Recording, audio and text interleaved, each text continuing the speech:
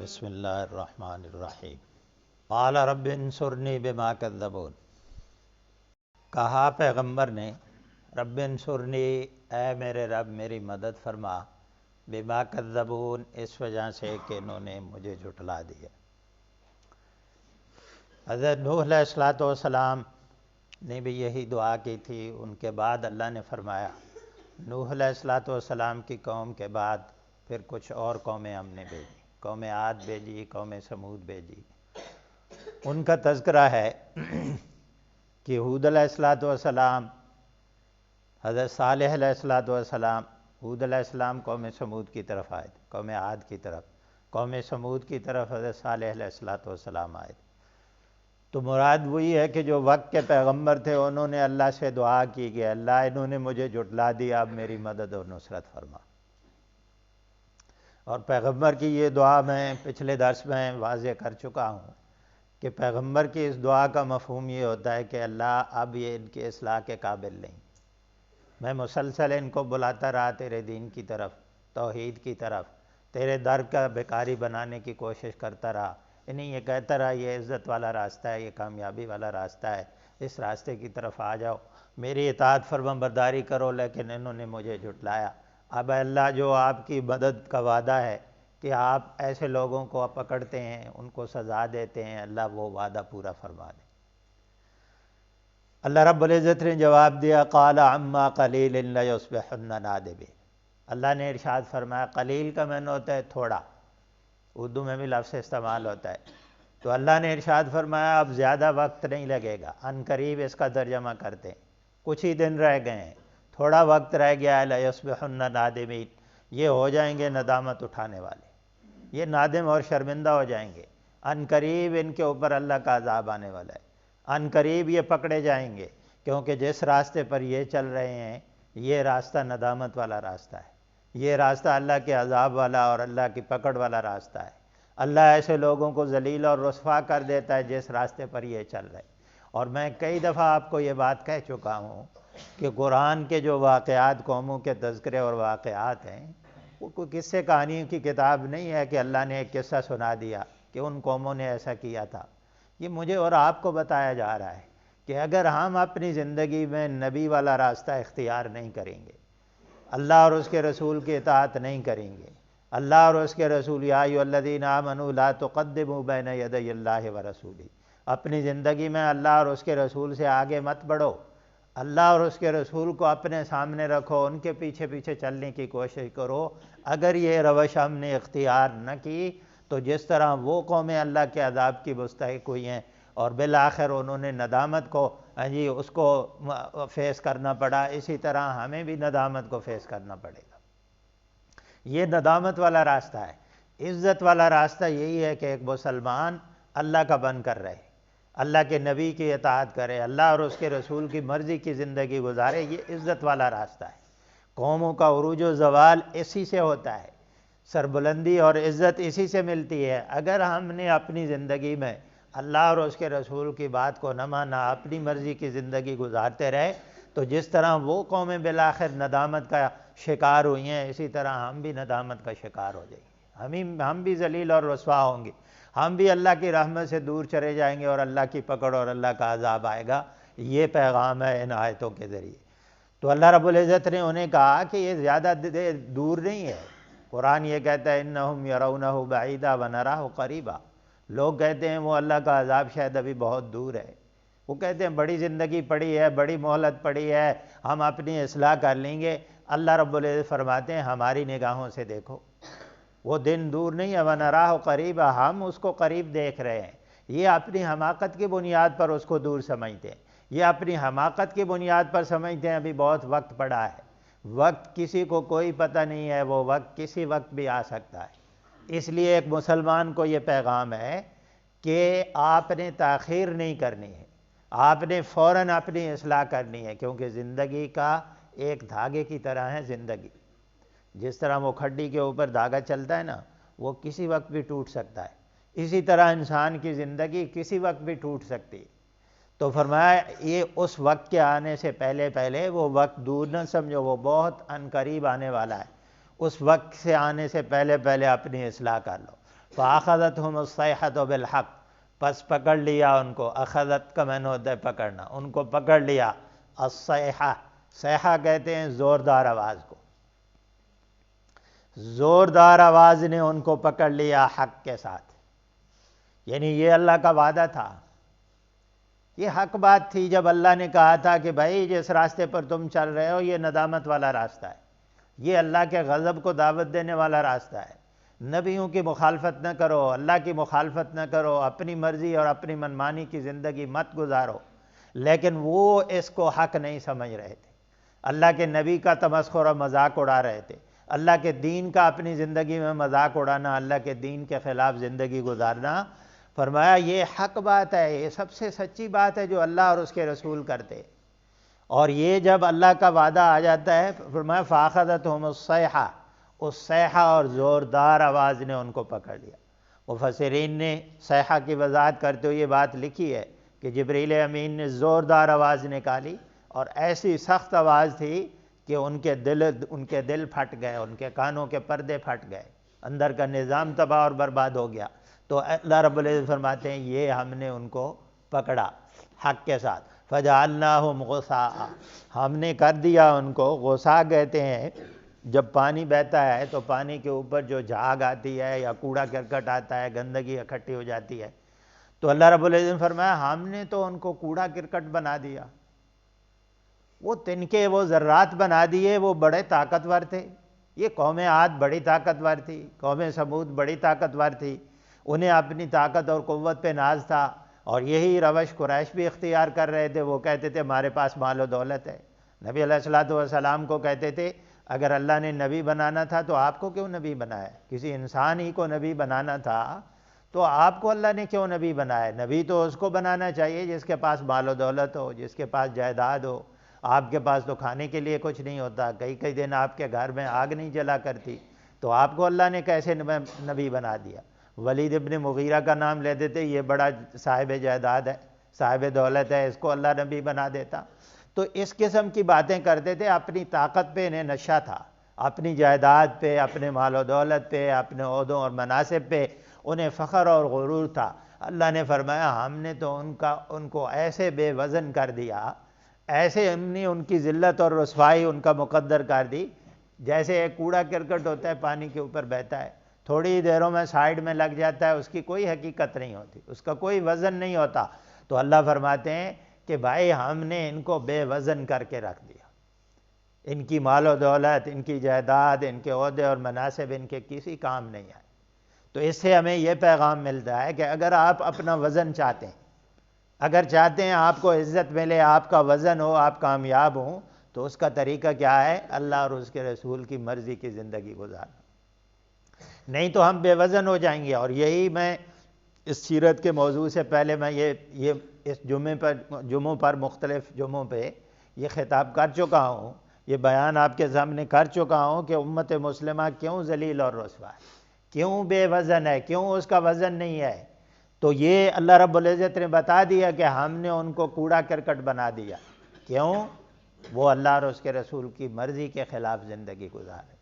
اگر ہم بھی اللہ اور اس کے رسول کی مرضی کی زندگی نہیں گزاریں گے، مخالفت کریں گے، تو ہم بھی بے وزن ہو جائیں گے. ہماری کوئی وزن نہیں ہوگا دنیا کے اندر.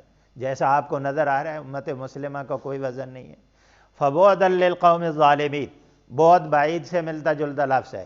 ظالم لوگوں کے لیے بڑی دوری ہے، پھٹکار اور لعنت ہے اللہ تعالیٰ کی. اللہ کی رحمت سے بہت دور چلے گئے ہیں، بہت اللہ کے غضب کے مستحق ہو گئے. یہ سارے معنی فبعدن کے اندر ہوتے کہ وہ پھٹکار اور لعنت کے مستحق ہیں، اللہ کی رحمت سے دور چلے گئے ہیں. اور کیوں اللہ نے ایسا کیا ہے؟ انہوں نے ظالمانہ طرز زندگی اختیار کیا تھا.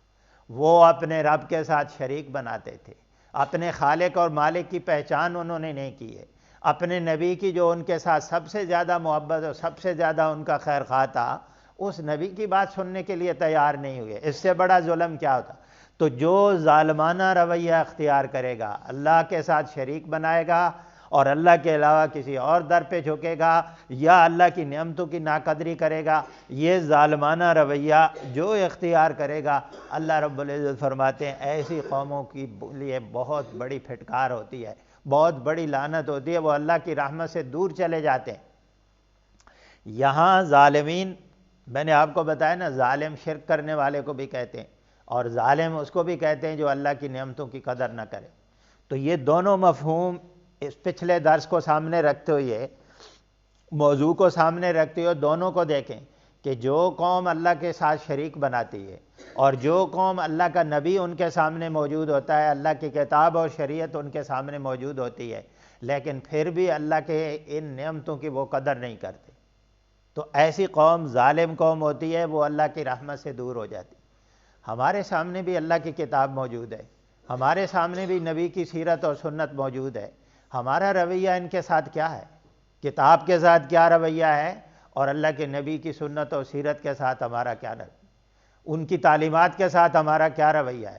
ہم سننے کے لیے روادار نہیں، ہمارے پاس ٹائم نہیں ہے کہ ہم درسوں میں بیٹھ جائیں، قرآن کو سمجھنے کی کوشش کریں، کوئی سنجیدگی اختیار کریں کہ اللہ کی کتاب کو سمجھنا ہے، اس پر عمل کرنا ہے، کوئی نبی کی باتیں سنیں، سیکھیں، سمجھیں، ان کے اوپر عمل کرنے کی کوشش کریں، اور نبی کی باتوں اور قرآن کی تعلیمات کے مطابق اپنے گھروں کی اصلاح کریں، محلے کی اصلاح کریں، معاشرے کی اصلاح کریں۔ یہ ساری چیزیں اگر ہم نہیں کریں گے تو گویا اللہ کی نعمتوں کی ہم ناقدری کر رہے ہیں، ہم ظالم لوگ ہوں گے پھر، اور اللہ کی رحمت سے دور ہو جائیں گے۔ تو اللہ تعالیٰ یہی کہہ رہے ہیں کہ ان کا اللہ کی رحمت سے دور ہو جانا اور ان کے اوپر جو پھٹکار آئی ہے، بے وزن ہوئی ہے، وہ اسی وجہ سے ہوئی ہے۔ ثم انشأنا من بعدہم قرونا آخرین، پھر ہم نے اٹھایا، تخلیق کیا، کھڑا کر دیا ہم نے، من بعدہم ان کے بعد، انشانا کل بھی بتایا تھا، نشو و نما سے ملتا جلتا لفظ ہے، پھر ہم نے ان کے بعد کھڑا کر دیا قروناً آخرین، قرون قرن کی جمع ہے، کل واحد کا صیغہ تھا، آج جمع کا صیغہ آ گیا، ہم نے کچھ دوسری قوموں کو ان کے بعد کھڑا کر دیا۔ یعنی اللہ رب العزت نے ان قوموں کی وضاحت نہیں کی، نوح علیہ السلام کے بعد کی قومیں تو قوم عاد اور قوم ثمود ہی تھی، ان کا تذکرہ ہو گیا۔ اب اللہ تعالیٰ ان جنرل یہ بات کہہ رہے ہیں کہ اس کے بعد اور بہت ساری قومیں آئی ہیں جن کا تذکرہ اللہ نے نہیں کیا، صرف انہی قوموں کا اللہ نے تذکرہ کر دیا جن قوموں کے حالات کے بارے میں عرب لوگ آگاہ تھے، وہ جانتے تھے، ان کے قرب و جوار میں رہتی تھی۔ اللہ فرماتے ہیں ان کے بعد کئی اور قومیں آئیں، اور ہر نبی کے طرف اللہ کا رسول آیا، وَإِن مِّنْ أُمَّةٍ إِلَّا خَلَا فِيهَا نَذِيرٌ، اللہ نے فرمایا کوئی امت ایسی نہیں ہے، کوئی جماعت دنیا کے اندر ایسی نہیں ہے جس کو اللہ نے بھیجا ہو، تخلیق کیا ہو، اور اس کی طرف اللہ نے اپنا نبی نہ بھیجا ہو، اللہ نے اپنی کتاب اور شریعت نہ بھیجی ہو۔ تو فرمایا انہوں نے جیسا رویہ اختیار کیا ان کے ساتھ بھی وہی معاملہ ہوا۔ ما تسبق من امت اجلہا، کوئی امت، کوئی قوم، کوئی جماعت، ما تسبق و سبقت سے ملتا جلتا لفظ ہے، کوئی جماعت سبقت نہیں کر سکی، اجلہا فکس ٹائم کو کہتے ہیں، اجل، موت کے لیے بھی یہ لفظ ہوتا ہے جی، فرشتہ اجل کہتے ہیں، موت کا فرشتہ، تو اجل کہتے ہیں فکس ٹائم کو، موت کا بھی ایک ٹائم فکس ہوتا ہے۔ تو اللہ رب العزت نے فرمایا کوئی جماعت اپنے فکس ٹائم سے سبقت نہیں کر سکی، جو اس کا فکس ٹائم ہوتا ہے اس ٹائم سے سبقت نہیں ہوتی، نہ وہ اس سے آگے بڑھ سکتے ہیں نہ پیچھے رہ سکتے ہیں۔ اللہ نے فرمایا وما یستاخرون، تاخیر سے نہ وہ پیچھے رہ سکے نہ اس فکس ٹائم سے آگے بڑھ سکے۔ یہ پیغام ہے اللہ رب العزت کی طرف سے کہ جو قوم، یہ نبی علیہ السلام سے بھی عذاب کی ڈیمانڈ کرتے تھے نا، کہتے تھے آپ دھمکی دیتے ہیں ہمیں کہ اللہ کا عذاب آئے گا، وہ کب آئے گا اللہ کا عذاب؟ وہ قیامت کی بات آپ کرتے ہیں، وہ قیامت کب آئے گی؟ اللہ رب العزت نے فرمایا یہ سابقہ قوموں کا بھی یہی روش تھی اور یہ طرز عمل تھا۔ اللہ رب العزت نے فرمایا کوئی امت، تاریخ اٹھا کے دیکھ لے، کوئی امت، یہ اللہ کا قاعدہ اور قانون ہے کہ اس کی تباہی کا ایک فکس ٹائم اللہ نے مقرر کیا ہوا، اپنے عذاب کا فیصلہ اللہ رب العزت نے اس کے لیے ایک فکس ٹائم مقرر کیا ہے۔ اللہ رب العزت دنیا کے بادشاہوں کی طرح نہیں ہے کہ جو اپنا ٹیمپرامنٹ، اپنا مزاج، ان کو کنٹرول نہیں ہوتا، ان کو وہ لوز کر جاتے ہیں، وہ غصہ لوگ ان کو دلاتے ہیں، وہ اپنی طاقت اور پاور کا استعمال کرتے ہیں۔ اللہ رب العزت ایسی نہیں ہے، اللہ رب العزت حلیم ہے، اللہ رب العزت بردبار ہے، لوگ ان کی نعمتیں استعمال کرتے ہیں، نبیوں کے خلاف جنگیں کرتے ہیں، اللہ کی کتاب کا تبخر و مذاق اڑاتے ہیں، پھر بھی اللہ رب العزت حلیم ہے، اللہ رب العزت وقت دیتے ہیں، اور ایک فکس ٹائم اللہ نے مقرر کر دیا ہے ایک مہلت کا ٹائم اللہ نے مقرر کر دیا ہے کہ یہ مہلت ملے گی، لوگوں کو اصلاح کا وقت ملے گا، اگر لوگ اپنی اصلاح کر لیں تو ٹھیک، لیکن جب وہ فکس ٹائم آئے گا نہ اس سے ایک لمحہ آگے جا سکتے ہیں نہ اس سے ایک لمحہ پیچھے رہ سکتے ہیں۔ یہ ہمیں ذہن میں بٹھا لینا چاہیے کہ موت کا اور اللہ کی پکڑ کا، اللہ کے عذاب کا ایک ٹائم ٹیبل ہے، اللہ کا اپنی ایک تقدیر ہے اللہ رب العزت کی، اور اس تقدیر کے مطابق اللہ رب العزت فیصلے کرتے ہیں۔ اللہ کی اس تقدیر کو سامنے رکھتے ہوئے ہمیں اپنی اصلاح کی کوشش کرنی چاہیے۔ یہ ڈیمانڈ نہیں، یہ غلط فہمی کا شکار نہیں ہونا چاہیے کہ ہم دنیا کے اندر دھاندلی کرتے رہیں، ظلم کرتے رہیں، ناانصافی کرتے رہیں، فتنے اور فساد برپا کرتے رہیں، ہمیں کوئی پوچھنے والا نہیں ہے۔ یہ بات نہیں ہے۔ اللہ رب العزت اپنی حکمت کی بنیاد پر مہلت دیتے ہیں۔ ثم ارسلنا رسلنا تترا، پھر ہم نے بھیجے اپنے رسول۔ ارسلنا، ارسال کرنا اردو میں بھی لفظ استعمال ہوتا ہے۔ پھر ہم نے اپنے رسول بھیجے، تترا کا معنی ہوتا ہے لگاتار، پھر مسلسل، یکے بعد دیگرے، مسلسل ہم نے اپنے رسول بھیجے۔ یعنی جس طرح کوئی قوم آئی اس قوم کے اندر مسلسل ہم رسول بھیجتے رہے۔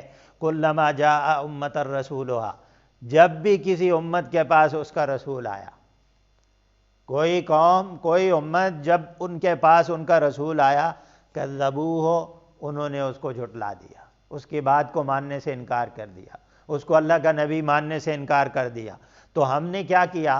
فاتبعنا بعضهم بعضا، فاتبعنا اتباع سے ملتا جلتا لفظ ہے، ہم نے ان کے پیچھے لگا دیا، بعضهم بعضا، ان کے بعض کو بعض کے، ہم نے بھی ان کے بعض کو بعض کے پیچھے لگا دیا۔ مراد یہ ہے کہ یکے بعد دیگرے ہم نے بھی ان کو ہلاک اور تباہ اور برباد کر دیا۔ اگر کوئی قوم یہ روش اختیار کرے گی، اپنے رسول کو جھٹلائے گی اور ظالمانہ رویہ اختیار کرے گی، اللہ کی نعمتوں کی قدر نہیں کرے گی، اللہ کے رسول کی قدر نہیں کرے گی، اللہ کی کتاب کی قدر نہیں کرے گی، یہی جھٹلانا ہوتا ہے اللہ کے رسول کو اور اللہ کی کتاب کو، اور اللہ کے ساتھ شرک کرے گی، فرمایا ہم بھی یکے بعد دیگرے قوموں کو ہلاک اور برباد اور تباہ کرتے رہے۔ یہ اللہ کی سنت ہے، یہ اللہ کا قاعدہ اور قانون ہے۔ سنت اللہ فی الذین خلو من قبل، یہی اللہ کی سنت ہے جو پہلے لوگوں کے بارے میں گزر چکی۔ اللہ یہی طریقہ اختیار کرتے ہیں کہ جب قوم مسلسل نافرمانی کرتی ہے، مسلسل اللہ اور اس کے رسول کی بغاوت کرتی ہے، تو پھر اس قوم کو تباہ اور برباد کر دیا جاتا ہے۔ یعنی کائنات کے لیے، اس کائنات کے نظام کو چلانے کے لیے کوئی قوم ناگزیر نہیں ہے۔ اللہ رب العزت قوموں کو تباہ اور برباد کر کے ایک نئی قوم کھڑی کر دیتے۔ تو یہ اللہ رب العزت نے فرمایا وَجَعَلْنَاهُمْ أَحَادِيث، ہم نے بنا دیا ان کو احادیث، حدیث کی، حدیث سے ملتا جلتا لفظ ہے۔ حدیث کا معنی بات اور گفتگو ہوتا ہے، تو مراد یہاں یہ ہے کہ ہم نے ان کو قصے کہانیاں بنا دیا۔ لوگوں کے سامنے ان کے بس قصے کہانیاں رہ گئے کہ وہ ایک فرعون تھا، بڑا طاقتور تھا، اس کی قوم بڑی طاقتور تھی، وہ قارون تھا، بڑا اس کے پاس خزانے تھے، وہ نمرود تھا، بڑا طاقتور تھا۔ یہ قصے کہانیاں پھر بن جاتے ہیں۔ اللہ رب العزت نے فرمایا ہمارا یہ طریقہ ہے، ہماری یہ سنت ہے کہ اگر کوئی قوم اپنے رسول کی بات کو جھٹلا دیتی ہے، اپنی مرضی کی زندگی اور ظالمانہ رویہ اختیار کرتی ہے، تو ہم اس کو تباہ اور برباد کر دیتے ہیں، اور تباہ اور برباد کرنے کے بعد اس کو قصے اور کہانیاں لوگوں کے لیے بنا دیتے ہیں۔ فَبُعْدًا لِقَوْمٍ لَا يُؤْمِنُونَ، بہت دوری ہے، لعنت اور پھٹکار ہے اس قوم کے لیے لا یؤمنون، جو ایمان نہیں رکھتے۔ ایمان سب سے بڑی قیمتی چیز ہے، ایمان سب سے بڑی دولت ہے، اور قیامت کے دن اس دنیا کے اندر بھی عزت کا باعث ایمان ہے، لیکن ایمان حقیقی معنوں میں، ایمان کے جو تقاضے ہیں وہ بھی پورے کرنے چاہیے۔